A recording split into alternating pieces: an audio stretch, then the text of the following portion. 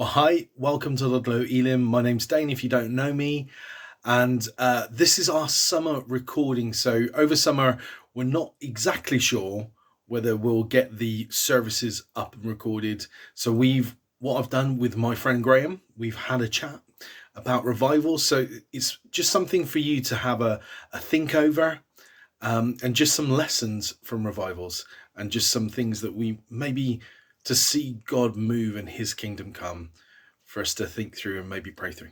So, hope it blesses you. We are still meeting over summer, so if you want to join us on a Sunday morning, 10:30, love to see you. If you've got any questions, you want to ask anything about faith, our email address and our website are in the descriptions below. I just hope you're really blessed. I will leave you with the notices at the end of this as well. Okay. God bless. Hope you enjoy these lessons of revival. Okay. All right. So we're back again, and we're thinking about revival. Me and Graham are just having a chat. We are not experts by any way, shape, or form. We're just wanting to see God move, see His kingdom come on earth as it is in heaven. Yes. The one I was maybe going to think about today is Wesley and Whitfield. That's it. I keep forgetting the other guy's name. But they're kind of, it was like the birth of Methodism, really. Their kind of revival, and that kind of them going up and down the country, and just that whole kind of sense of bursting, wanting to share this amazing revelation that they've kind of had from God. Yes. Whitfield, he went more to America, wasn't it? Yes. And Wesley was more over here, but he was in America too. Yes. So, any of the stories from that revival that you thought, oh, you've got to share this one, or? Well, it is important that Wesley was greatly influenced by the Moravian brethren. They were going across the Atlantic in a storm, and he was a Church of England vicar and striving for holiness and so on, and he wanted to preach to the natives in America, but it ended up that nearly all the time he was actually preaching to the white man in the American colonies, and had very few opportunities to do that. But the Moravians also were wanting to go mainly to the Native Americans. And on this journey there were storms, really bad storms. And Wesley noticed that the only people that were keeping calm were these Moravians, whereas even he was scared stiff at times, he admits. Yeah. And he spoke with the Moravians about it, and they just had a quiet certainty that they would go to heaven if they were drowned. And Wesley realised that he didn't have as much assurance as that. And so he remembered this. He went over to America, was there 2 or 3 years. But then when he came back, he made contact again with the Moravians, and they were instrumental in his conversion, or his deepening of his relationship with the Lord, when Wesley had this experience of his heart being strangely warmed. Yeah, that's the phrase. Yeah, my heart was strangely warmed. Yeah. Was it like in a prayer meeting about like 3 o'clock in the morning or something like that? It was something like that. He was with. Like that. I was. Yeah. There is. I think. Did he write a diary and he got did. it in? Got it in his diary. He got it in his diary there. It may have been when he was in a Moravian meeting. I'm not sure, because in those days they talked to societies, and I went to this society and that society in such and such a road. So I'm not quite sure whether it was one of his own societies or a Moravian society, but they were influential in his conversion, or deepening of his walk with the Lord. And Wesley had to change so much because he used to think that the only place where you should preach is in a church, and probably in the Church of England.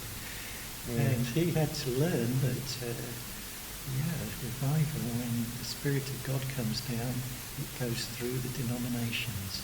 And after a while, hardly any Church of England would let him preach in their churches, so he had to preach in the fields. And Whitfield had already done that, and he introduced him to preaching in the fields. Okay, so it was Whitfield that kind of helped Wesley into that kind of in that place. In that particular case. And Whitfield was a Calvinist and Wesley was an Arminian, and the Lord used them both. Yeah. They did have their arguments at times, actually. Yeah. Well, for those that kind of maybe watching this and you're Calvinist and Arminian, so a Calvinist would say God's got everything. If you go really, not everybody's like so Calvinistic that they think this, but like I'll do the extremes, and most people are in the middle somewhere. But Calvinistic is kind of thinking God's got everything planned. If you're going to be saved, you're going to be saved. If you're not going to be saved, you're not going to be saved.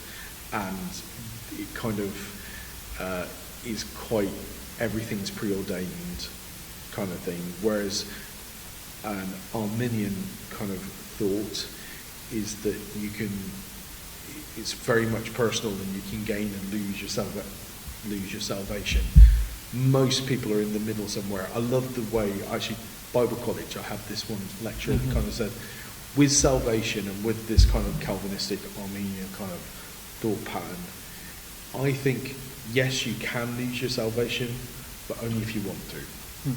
And that was his way of bringing it into like, so yes, there is a potential, if you really want to lose your salvation, you can walk away from God, because God doesn't take away your free will, but it's only if you want to. If you want to actually be with God, you should never fear you've lost your salvation or anything like that, because actually just by the pure fact that you're wanting to be with God, he wants you, like you've not lost that, you've got that connection with God because you want to be with him. That was their kind of way of kind of phrasing it. I don't know if I've said it exactly how they said it, but it was quite nice for me, because I was kind of like, okay, that's a nice way of phrasing it. But anyway, so they had a bit of a bash on these kind of two fronts, but they both would just kind of preach and just kind of want to see people come to God. Yes, come exactly. to. And they were both very successful. And Whitfield concentrated a bit more on the American colonies, and Wesley more on Britain and Ireland. Which is, it's amazing. Absolutely amazing. That's really cool. So the takeaways then on the revival, we said don't expect it the way that it's always been. It's Wesley kind of, he had to kind of think that he could preach outside the church. Yes. It didn't have to be in a consecrated place. It could be anywhere. Yes. And he started to reach all kinds of people that way, because some people wouldn't go into a church, and he could speak to miners with a terrible reputation, and people would. Well, he did have to also get ready for some very tough situations. Once he was punched in the face. Oh, was he? I didn't know that. Yes, he said the blood spurted out immediately, but I felt nothing at all. there you are. Oh, brilliant. He got punched. So was that by a miner? Was it, or was that? I don't think so, actually. But people would come to try and disturb his meetings over and over again, the ones that were held in the open, especially. But in quite a lot of cases, these people were converted and became really zealous for the Lord. Yeah, that strong reaction, isn't it? It's kind of like, is that, it's what it says. Saul and Paul kind of thing, isn't it? It's Yes. like you actually see some people with the strongest reactions against are actually God doing the strongest work in their lives and in their hearts, Yes. because they're resisting it, but God's got their hand on them, and it's interesting to see that, isn't it? Mm.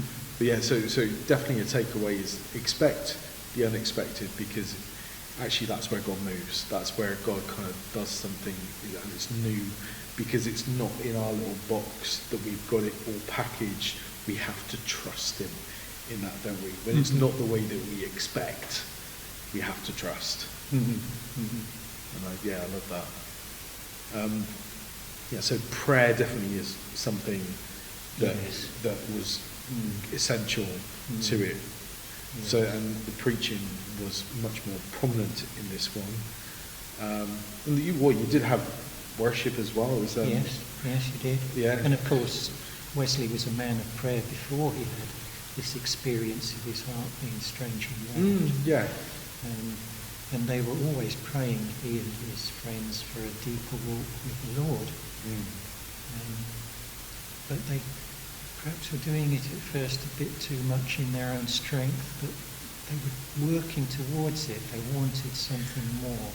Well, to be honest, until they met, or he met the Moravians, he wouldn't have maybe had any examples of how to kind of do it any differently. Yes. He kind of he was going on what he knew to do, and that's maybe another thing for us. Is like, as long as we're doing what we know to do, God will show us. If we need a revelation of something, He'll show us, as long as we're doing what we know. What we know we do, and wanting something more. Yeah, definitely wanting something more. Brilliant. That's cool.